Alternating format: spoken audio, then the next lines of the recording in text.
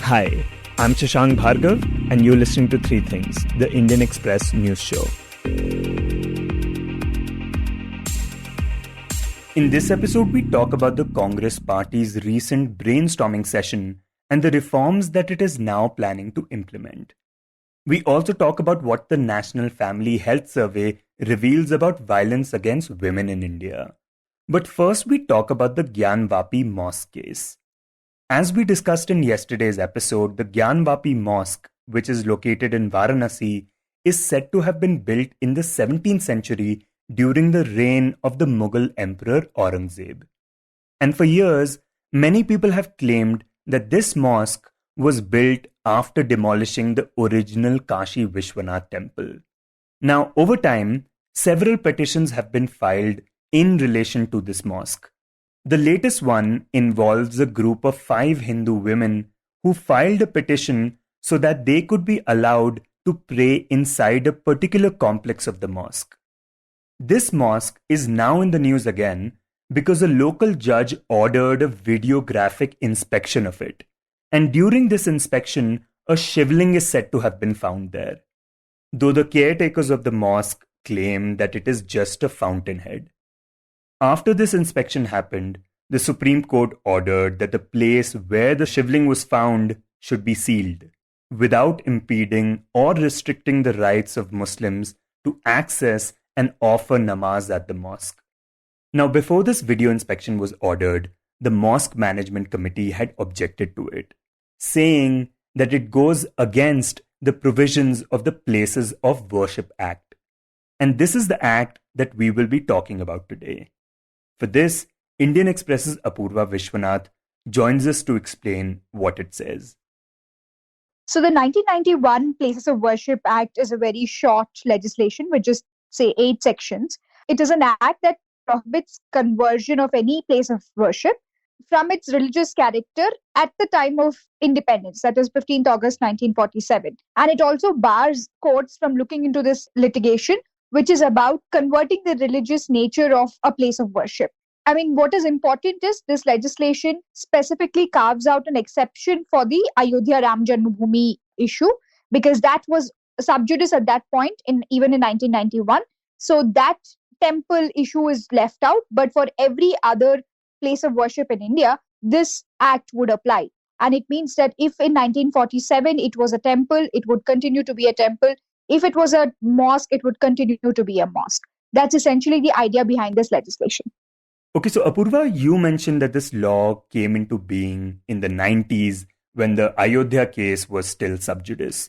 Could you talk about how the law came about and what was the reason behind the Congress government backing it?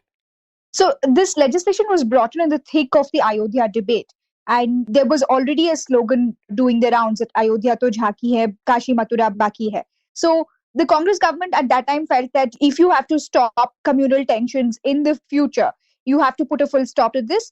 And except for this Ayodhya temple issue, which is already flared up, for every other temple or mosque, it will continue to be what it was at the time of independence.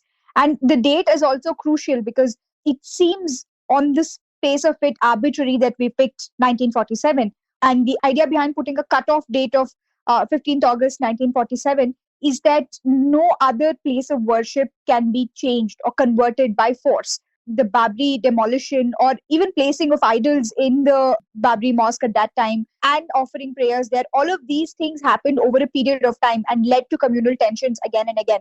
So in a bid to prevent this happening in the future, the government at that time decided that we will have a cutoff date, which is the date of our independence, and whatever existed on that day will continue to exist in India. And although the BJP at that time opposed the bill in the parliament, there were many takers for this bill, including somebody like Ramvilas Paswan, who said that forget India of the medieval times. And if you want to look into the future, if you want to have a peaceful future for the country, then you have to let things be.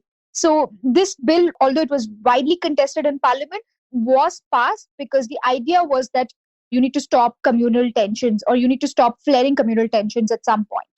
And what is the reason that this act is now being talked about in the Gyanvapi Mosque case?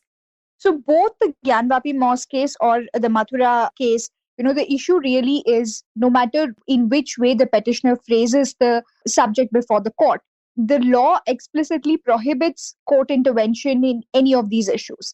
And the plaints are essentially to redefine the nature of worship in these religious places. So you could say that there is a Hindu structure inside a mosque, or you could say that we have to go into a survey, look whether there is a Hindu structure inside a mosque. But it is essentially about the nature of worship, changing the religious character of these places of worship. And that's exactly what this legislation prohibits. So it is something that the Supreme Court will have to say whether the Places of Worship Act can be tinkered with. In the Ayodhya judgment in 2019, the Supreme Court did talk about the validity of this legislation and said that that legislation will prevent future issues like the Ayodhya. So the court has acknowledged this legislation and said that it is for the good, but the court wasn't really debating or testing the constitutionality of the law. So now these cases, whether in Varanasi or whether in Mathura, could set up a stage for testing this law once again. And Apurva, before it became a law, we know that the BJP had opposed it. What is the reason that leaders within the party continue to do so? So, in fact, when this issue was being debated in Parliament, one of the things that BJP leader Uma Bharti at that time spoke in the House is that there was one thing that she agreed with this legislation, which is that the Ayodhya Ram Janmabhoomi will be left out of this legislation.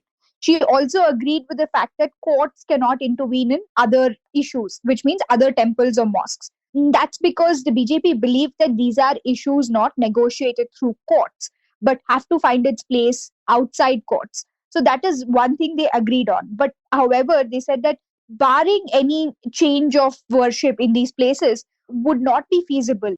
So the BJP kept saying in the parliament at that time that you're only postponing the issue, that you're only putting a band-aid on this issue for now, and future generations will still have to fight this. And if you look at the reason or the logic behind this, is because they said you can't put a date on a deity. A deity is supposed to be immortal. So you can't have a date, which they call arbitrary, fixed on something like this. Whenever the deity has a claim that will be made, is something that the BJP argued at that time. Now, interestingly, after the Ayodhya verdict was announced, the RSS leadership had said that it was not going to campaign for the construction of any more temples, neither in Kashi nor in Mathura. In fact, Indian Express's Liz Mathew points out that even Prime Minister Narendra Modi had said that now was the time to forget all the bitterness of the past.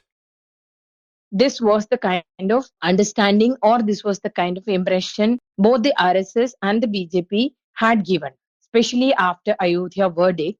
We know that the Prime Minister, even the RSS leadership had given special directives to units and state units and the leaders across the country that there should not be any extravagant celebration. It has to be subtle. There has to be an atmosphere of harmony, and you should be grateful to the community, and it is a judicial verdict. But even then, the community has accepted that, so we must maintain peace and harmony.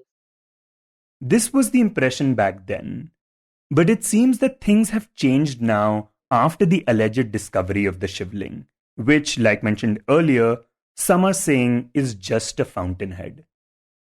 But the claim has spread like wildfire. I was saying that there was a Shivlinga found in the mosque. So it has already started gathering momentum in the party. Now the BJP leaders are saying there was a context to it.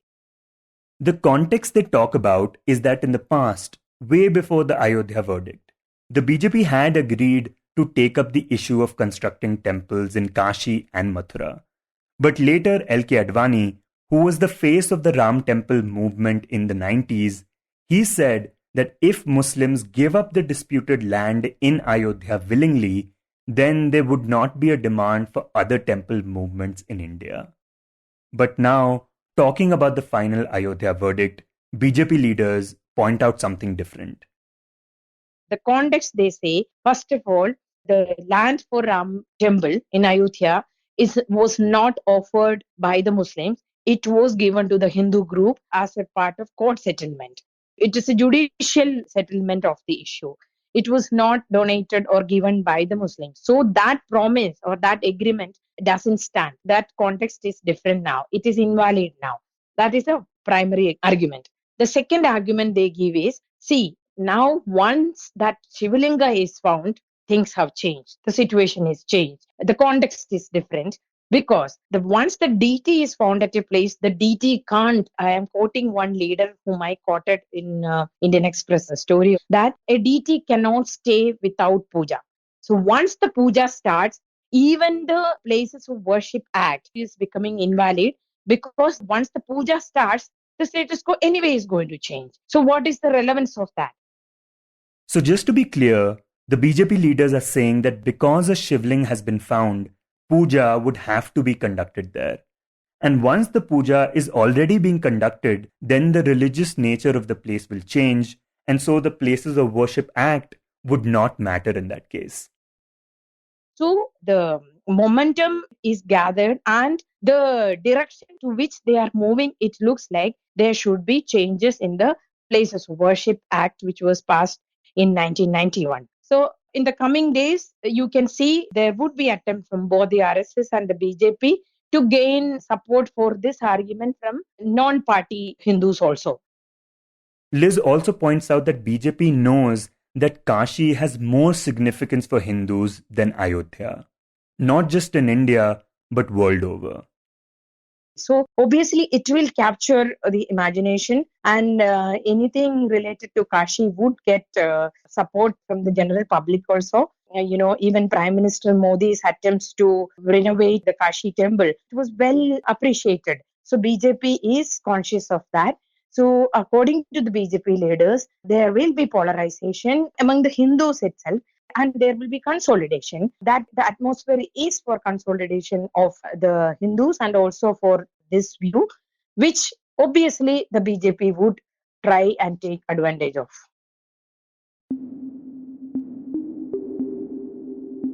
And next we talk about the Congress party. Last week the Grand Old Party had organized a Chintan Shivir, essentially a big 3-day long brainstorming session to address the internal problems the party has been facing. The session was attended by members of the Congress Working Committee, state Congress presidents, the Lok Sabha and Rajya Sabha members, and a number of other important leaders. In total, there were around 430 of them. In her opening statement, Party President Sonia Gandhi, in front of these members, said that it was time for the party to self-reflect, as the situation that the party is confronted with is unprecedented. She also added that extraordinary situations call for extraordinary measures, and that every organization will have to make changes within it from time to time, not just for being alive, but to surge ahead. आज जो हमारे संगठन के सामने परिस्थितियां उत्पन्न हुई है, वे अभूतपूर्व है। असाधारण परिस्थितियों का मुकाबला असाधारण तरीके से ही किया जा सकता है। इस बात के प्रति मैं पूरी सचेत हूं।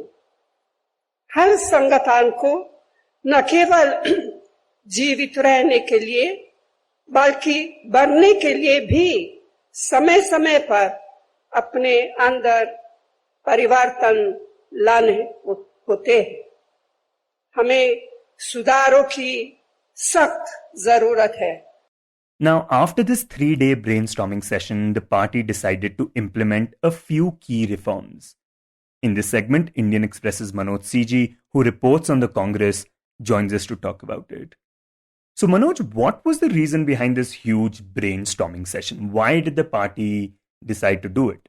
As we all know, the Congress is on an electoral slide. It has been losing election after election after 2014. It lost back-to-back Lok Sabha elections and they have lost several assembly elections. So this is the first time after 2014 that the top leadership of the party had gathered to discuss a road ahead. In between, in 2018, there was an AICC plenary session, as they call it. But this is the first time in a very structural manner the party leadership, 430 odd leaders from across the country, they gathered to discuss the way ahead. Although it was called a Chintan Shivir, when the leaders reached Udaipur, there was no introspection in that sense, no postmortem of what went wrong in election after election, why the party has been losing. There was no fixing of accountability and all that. But the idea was to, as the name says, a Nava Sankalp Shivir, a new resolve. The party thought there is no need for an introspection, which of course many leaders felt was a way to, avoid uncomfortable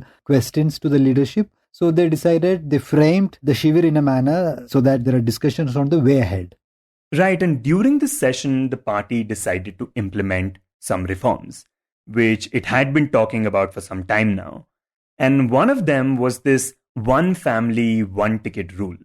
Now, this was supposed to be a big reform, especially considering how much the Congress party gets targeted by the BJP regarding its dynasty politics. The Gandhis in particular get criticized for this a lot. So this was supposed to be big, but then they added a caveat to it. So what was this caveat and what will this reform do now?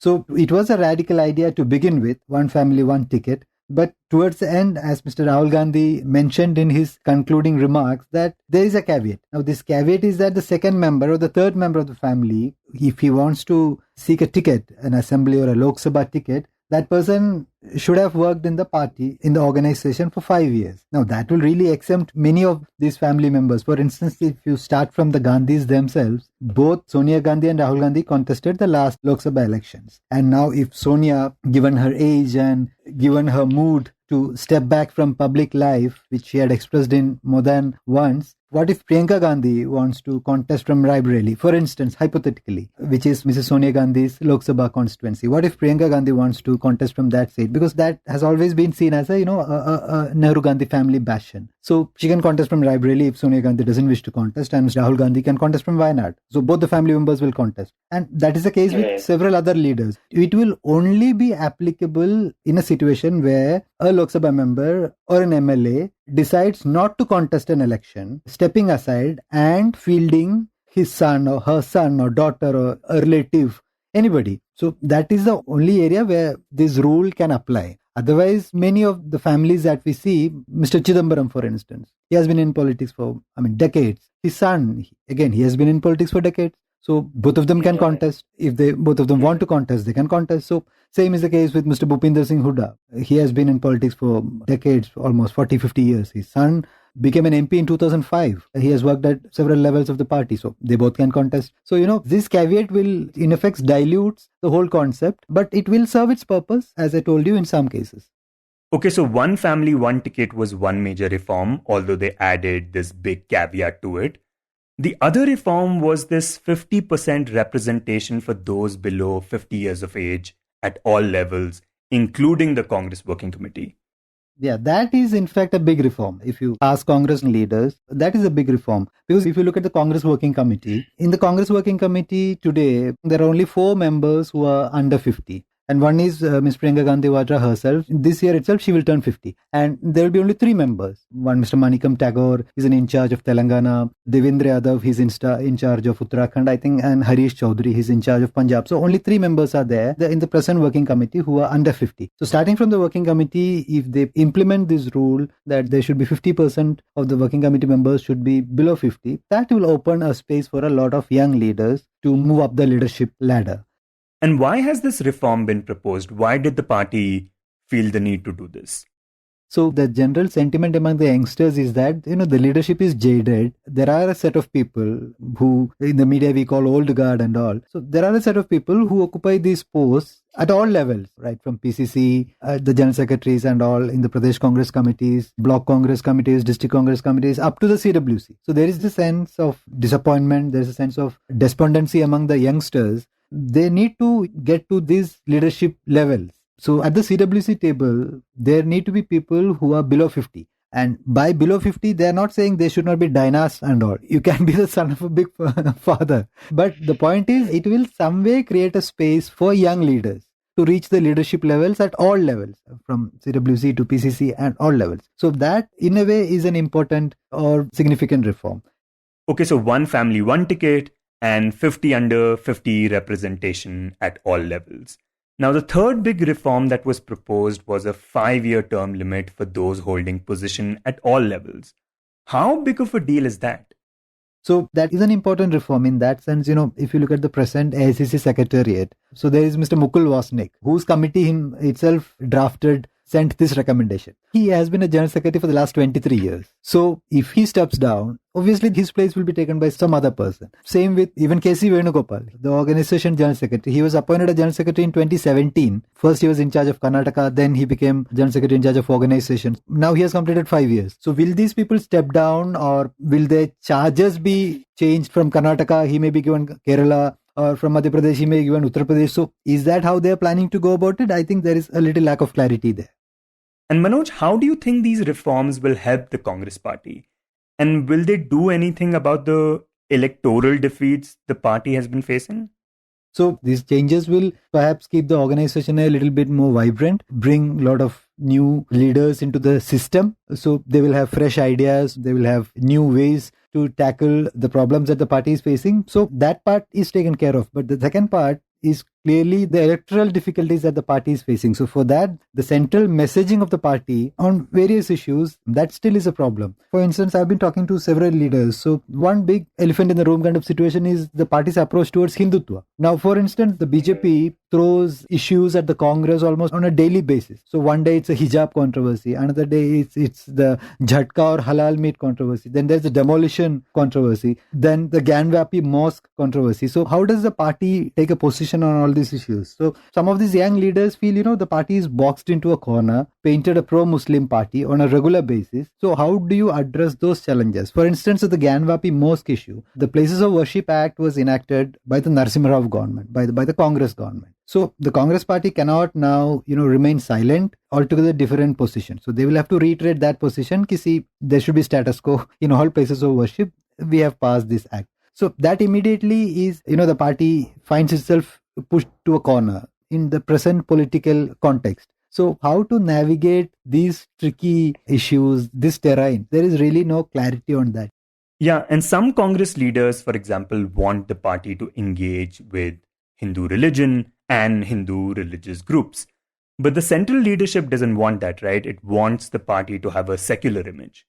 Yeah, the difficulty is that opinion in the party is completely swings from one extreme to the another. So one set of leaders say the party should strictly remain a centrist party. Some leaders would say, no, we will have to engage with religion because that is where we are failing. Some leaders would have a different opinion. So how to tackle this is the challenge that the Congress is facing. The central message of the party. That is an issue which I don't think they have still figured out that. And then the second question is of nationalism. Many of the leaders said, why should the Congress leave the nationalism plank to the BJP? It's a party which has a legacy. It's a party which fought for India's independence. Even the Indian flag came out of an AICC session. So we should reclaim the nationalism plank. But how to go about on the nationalism plank, on the Hindutva plank? So that confusion I think still remains, and that I think will remain. So the central messaging part, there is still lack of clarity on that.